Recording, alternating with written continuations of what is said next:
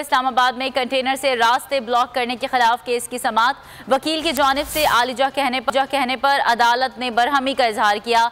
मैं जज हूँ, मुझे आलिजा लफ्ज से सख्त चिढ़ है। इस हवाले से मजीद तफसीलात बताएंगे हमारे नुमाइंदे नूरुल अमीन। जी नूरुल अमीन।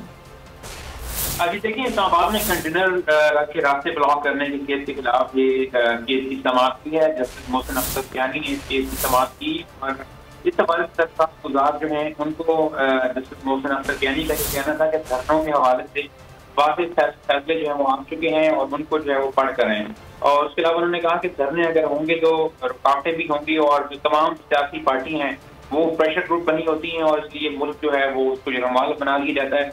दरख्वास्त गुजार से जस्टिस मोहसिन अख्तर कियानी ने ये कहा कि आप कोई तजवीज़ देकर आएँ कि इस हवाले से क्या किया जाए। पर दरख्वास्त गुजार ने ये कहा कि परेड ग्राउंड को मुख्तस कर दिया जाए धरनों के लिए।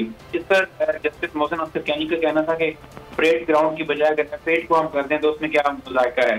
इस पर ये जो केस की समाअत है अभी इसमें कुछ देर के लिए वक्फा हुआ है और दरख्वास्त केस में ये कहा है कि इससे लोगों के जो बुनियादी हकूक हैं वो तलब हो रहे हैं। बहुत शुक्रिया नूरुल अमीन अपडेट करने के लिए।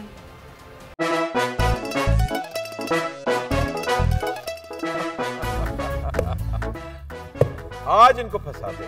बताओ ऑक्सीजन का क्या फॉर्मूला है? O2। इंसानी आंख कितने मेगापिक्सल है? 576 मेगापिक्सल। अच्छा, वो कौन सा जानदार है जिसकी 5 आंखें हैं? मक्खी। किसी भी एंगल से ये नहीं कच्चे, क्योंकि छठी के बच्चे आपसे अच्छे। छठी के बच्चे आपसे अच्छे। हफ्ता शाम 5 बजे सिर्फ बोल एंटरटेनमेंट पर।